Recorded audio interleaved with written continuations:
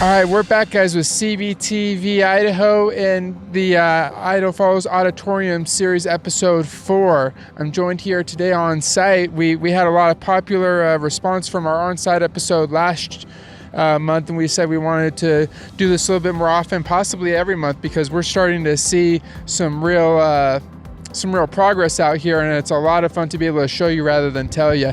So I'm joined here today with Rob Spear, Executive Director of the Idaho Falls Auditorium District, and I'm sorry, names escape, Malone Bullock of Bateman Hall, right? How are you guys today? We're doing great. Doing good. Doing great. What a difference a month makes, Tyson. A month ago we were out here, and even though we've seen all that progress on the ground that we talked about, now we can see the fruits of that labor today as we walk through the site. And these walls are starting to come up. They started to come up last week, right? Last Wednesday is when the first tilt panel went up, and that was certainly a monumental moment for not only our district, but I'm sure Malone and Bateman Hall and everybody, because we were anxiously awaiting that first tilt up panel, because all of a sudden now this project really becomes visible for this community. As I'm sitting here talking, we're talking about these amazing structures that are coming up, and we're showing you the awesome porta potties in the background. Let's rotate a little bit so that you can see, and we're going to be walking a little closer to get a better look, but you can start to see these walls coming up behind us, and it looks pretty miraculous. Yeah, it was, like I said earlier, it was a special day to see those walls go up. It was a long time coming. There was a lot of work put in to get to this point. And, I thought our steel erector came in and did an unbelievable job. You can see they put up 67 walls within a week's time frame. So that was a real good effort and got this project really on track. And so what we'll see today is we'll see some more of the panels on the ground, some of the things that have been done, and getting those prepared for the next round of tilt wall erection. All right, let's get a closer look. So as you can see here, Tyson, this is the outside of a tilt-up panel, and you can see some of the brick liner, the white, has been started to be removed to reveal the actual brick of the structure. Now, a lot of work has to go through this. This brick liner has to be removed. It has to be washed down. There is a wax coating on this brick. There was some kind of I guess Malone, I'm with Malone here. Malone, they also put down to make sure that those panels were able to break free of that concrete slab. So what was that on? So on that concrete slab, when they're laid down here, they actually put what they call a bond breaker. That's it. I don't know what the chemical is made of, but they did multiple layers to ensure that when we lifted these panels, that it would not stick to this concrete. Yeah. Probably a really important thing to have that on those, because each one of these panels weighs between 100,000 and 130,000 Correct, pounds. yes. These are quite large panels, and it's take a lot of manpower just to maneuver them to get them in place. So you can see on this side, it does look like it's a white building, but there is brick on it. Yeah, a significant amount of brick. And then, of course, they'll go through there and do their washing, and they're going to probably come in with a real hot water and wash the wax off this, and it'll be a nice looking structure at the end of the day. Yes, it will. We're excited to get to that point too, but right now we're just thrilled to have panels in the air and having the out shape of this building coming. Yeah, a lot of work goes in when you tilt up this, a lot of preparation, and if we can go around the back side, I think maybe you can talk about the bracing that was required, all the embeds that were needed to be put in. Malone, maybe you could tell the viewers here about this bracing here, obviously that was needed to be put up once those panels got tilted in place, but we can see some different things in this wall here. We can see some of those anchor points where the crane used those to pick up and tilt these walls, but there's some other metal pieces throughout these back walls here maybe you could talk about. Yes, so right here you can see these diagonal metal braces. So these are what were installed when the panel was still on the ground. So they got screwed into the upper panels. So when they started erecting these, they had to anchor them down to these spot footings, or the footings of the building, to temporarily hold them in place. So these are quite a lot of work to get those involved here. But as they were going, got so many panels, you can see where there's some indentations in these panels. And that's where they came back and actually had to weld these panels together. So these panels are connected to each other at this point. And if you look up higher, you still see some metal outline of other plates. This is where the structural steel of the building that's still yet to be erected on this project is going to be tied into these panels to hold these vertical so they don't shift leaning one way or the other. So it's all going to be tied in together as part of this main structural steel of this building. So one of the questions I've been getting is, you can see here the individual panels, and as we mentioned, there's 107 panels, and I think we got 67 of them up. But we can see a little bit of a gap between panels. People say, how's that gap going to get filled? Oh, so that gap right there just kind of give us a little leeway as we erect these panels. So that gap's going to get filled in with backer rod and joint sealant. So they will be completely sealed up, so there won't be no air or daylight coming through those over time. Right now, that process is later on down the road. That's going to happen after the building, the outside brick gets pressure washed and cleaned up like was mentioned before. Yeah. So this opening right here is a window opening. So this is what we call a sandwich panel. So you got the outer face of the panel. Then right here behind this material, which is called the Tiger Lock, is 2 inches of rigid insulation. Then here's the structural backing of the panel. So we got to go in and put this composite system in here around where it gives us the ability to anchor the door frames and window frames to the panels to keep them from shifting and sliding around. I think as we mentioned last time we were out here talking about the various phases of these various pours of the wall, I mean, you can really kind of see them here because, as Malone was indicating, from about here out is what's called that architectural face that's poured first, and then you come in and they do all the foam insulation, of course, do the rebar, all the embeds, and then the last piece here is that structural pour. So every panel again has 2 concrete pours. So we got quite a process. We actually can walk you through that as we still got the assembly line going for these panels. Maybe we can walk you through each of the stages of how these panels were formed. Yeah, perfect.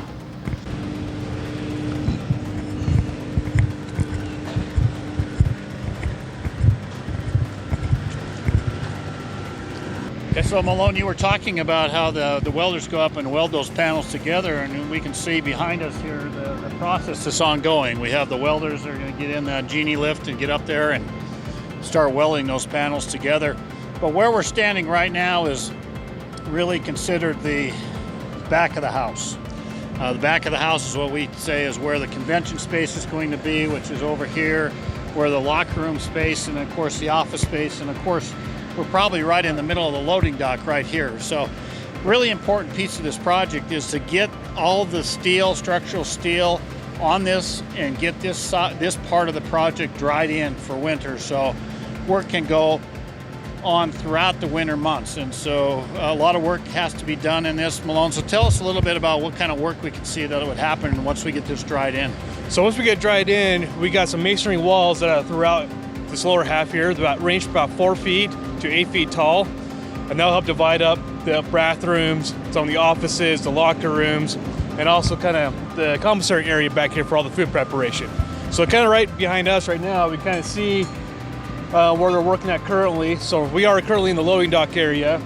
We got a small pit back here is where the ice melt pit is, where the Zambonis will be dropping off the ice when they clean off the arena. Then we have all the loading dock doors and the locker rooms towards the back. So there's quite a work going on out here, but right now they're welding all the panels together. We're putting the anchor bolts in and bringing everything up to elevation to start setting the steel columns, which is going to start taking place next week so they can start installing the roof. So once that gets in, we can get rolling, start doing mechanical roughing, the plumbing and electrical roughing, and start doing interior finishes. So another thing, a lot of work's going on right over here. I believe that is where the main elevator for the facility is, correct? So that is one of the 3 elevators for the facility. So that is the main one that ties in the concourse area around the arena and the back of house where they can do all the catering, go up to the 2nd level to the suites and bed down to the main kitchen. Well, Tyson, I know last episode we talked about the process of the tilt panel, and unfortunately you had to hear from me about the process, but today we're joined with more of an expert, and so I'd like Malone just to talk to the viewers and really explain in construction terminology this whole tilt-up process. So Malone, I'll take the mic. You might want to use your hands here to describe what we're looking at. So. Absolutely. So right behind me here, this is where we start doing the first process of getting tilt-ups going. We have to create the main basis of the forms. And to give some texture to the panels, we actually put some reveals. That's what you kind of see right now is this white. There'll be some reveals in just the areas where the concrete's at. So this is kind of the first process that we have to start is setting the forms, measuring everything all out, get all the openings set up for the windows and the doors behind me. Currently, we have our mason here on site too, and what the first layer they do on their process once we get to here is they have to do a layout for what they call a foam liner, which is a liner where their brick, which is the finished facade look, clicks into, holds that in place before we pour the first layer of concrete on. I think we may have some already down here, so let's walk on down here.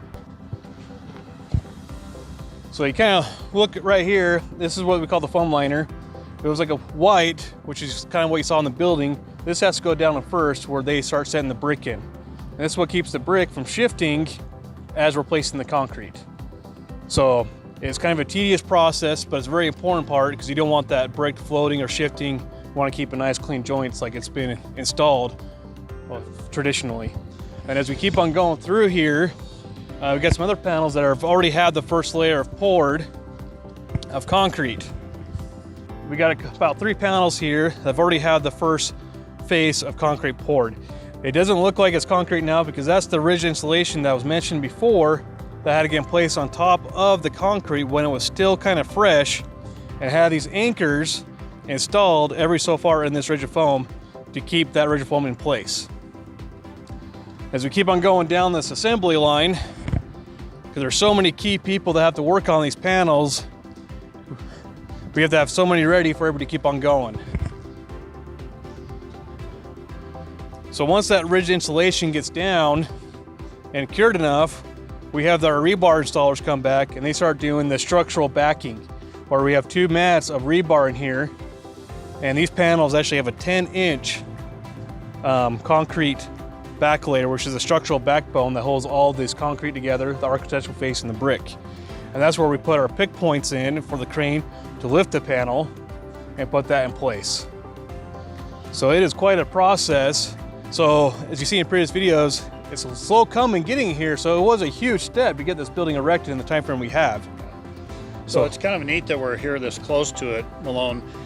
Each one of these panels is what, 15, 16 inches thick when it's set up? Yes, yep. Some people were telling me the other day, they go, well, we've seen the walls up. Boy, they don't look very thick, but looks are deceiving. Yeah. That's a big structure. And so from far away, those panels may not look very wide, but in reality, they are 15, 16 inches thick. Correct. They're thick, and some of these range from 49 feet tall to 54 feet tall. So these are also tall panels. So looking down vertically, they don't seem like they're that tall until they go up in the air. So this morning, we actually poured the last layer on a few other panels on the structural side. So behind me, this is kind of the finished product. This is still fresh concrete, so I'm not going to touch it. But they poured this already this morning. So this is what the panels look like when they're laying down. Now we have about a week of cure time or so before these are even strong enough where we can lift them. But it's still going to be several more weeks before these get erected. But this is what the final product looks like once that rebar is covered in mud. Yeah, well, tell us a little bit about the process to determine how these panels are curing. There's certain PSI strength that they want. I believe they want to get over 5,000 PSI before they raise them. But tell us a little bit about the process. They come in and how do they do the testing, and then a little bit about the process. So, during the process, so when they pour the concrete, we have a third-party testing agency called Atlas. They come out here and they take samples of the concrete in little cylinders, and they put that in a controlled environment. So after so many days, we do different test breaks.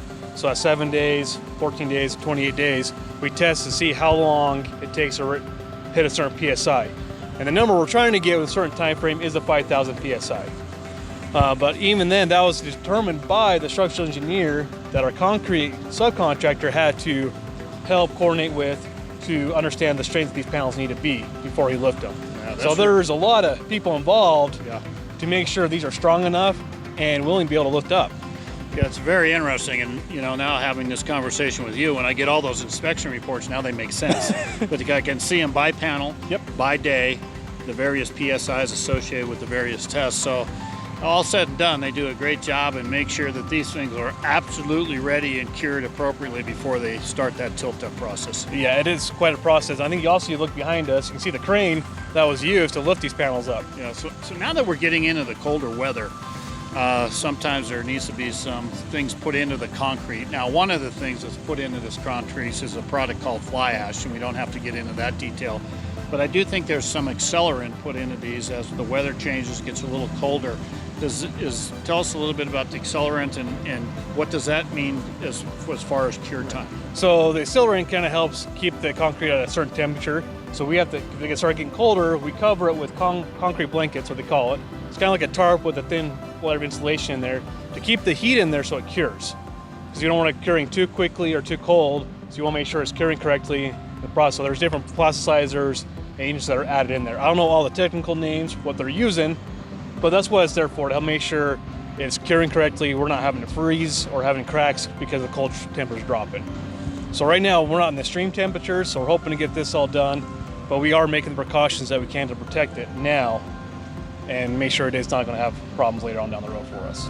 So we've probably been doing one of these about every month, and so a month from now we should be in pretty good shape. I would speculate a little bit here. In a month we'll probably see the rest of these walls up and standing, so we'll have the entire outside of this facility done, and probably within a month we'll start seeing some of the fruits of the steel erectors labor. I know they're going to get started here on Monday, actually throwing steel up and getting the back of the house prepared, correct? Correct, yeah, so it'll be a huge difference in another month.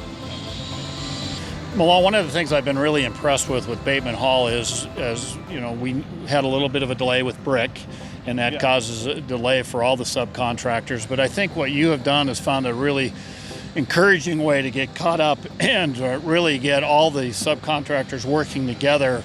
So ideally, you'd love to come in, have all the tilt panels up and all the walls up, and then the steel erector comes in, and then they have the site to themselves. But because we got a little bit behind, there had to be some significant coordination. So what they were able to do is they have weekly subcontractor coordination meetings, and I'll ask you, how you went about getting to this stage and having all these subcontractors work together. And as you see, we're going to have the steel erectors in here really at the same time as this tilt panel. Yeah, so it has been quite a process, like you said. Like, we've had a little bit of delay with the brick, but overall we have a great crew out here with the Bateman Hall team, with our staff out here and in our office. We've all kind of brought all the subcontractors in meetings and kind of sat them down like, hey, what can we do to make up some of this lost time? And trying to come up with a game plan where not everybody's working over each other, but everybody has their dedicated spot. And it is a team effort, definitely, to make sure everybody's in there to be aware. But while these guys are willing to work together, they just need a place to go and make sure that we're keeping everything safe and efficient. And I think that's one thing that the steel guy wanted to make sure is that we're far enough ahead of him where he's flying steel overhead or from his own guys. He's not causing conflict with anybody else or causing a safety issue. Yeah, that's a really important thing. And so, one of the things, there are so many different people working on this site, including you. And so maybe you can tell the viewers a little bit about your role. I see Malone as being a great between the architect and the contractors and the various subcontractors, and making sure everybody has the right information and things are responded to and we get things ordered. So you tell the viewers a little bit about your role here. So one of my main roles out here, so I am one project engineer on the job. So we got two other supers here on the site. So I'm here to help support them in either means or methods that they need or help fill in what they need. So a lot of that is I do a lot of the paperwork for them. So there's RFIs that come up between them. So an RFI is a request for information from the design team or the architect or his engineers.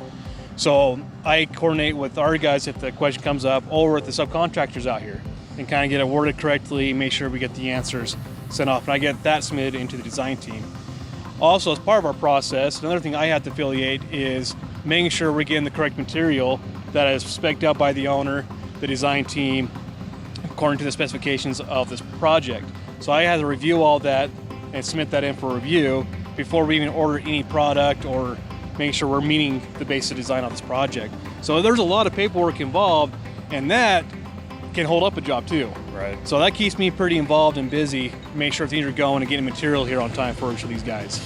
Yeah, it's interesting. You think you have the architect involved, and sometimes, you think you have these great plans laid out, and then when the actual subcontractors get out to the site and see how things fit together and try to do things according to the specs, they don't really match. And so your job is really critical because you make sure that the architect communicates back what their intent was and maybe has some clarification on those specifications. So I know Malone stays awfully busy, and we're fortunate to have him on this job. All right, guys, this has been episode 4 of the Idaho Falls Auditorium series. I've been joined here, as always, with Rob Spear, the Executive Director of the Auditorium District, and Malone Tell me again your position. So I'm the project engineer on the project. Project engineer, and we've gotten some really great information from both of them today. We're probably going to be out here, possibly on site every month here on out for the foreseen episodes up until the opening of the Mountain America Event Center, because we're seeing so many amazing things coming up now. It looks like, would you guys say that all things considered, we're about on schedule for the tentative date of October of next year? Well, that's yet to be determined, because one of the things that we can't control is weather. So if we have a decent winter, I think we can work towards that goal, but it all depends on weather. Malone? I would agree with that. It's all based on weather right now and what we can do to minimize the impact of what we had so far. The weather is the boss here in Idaho.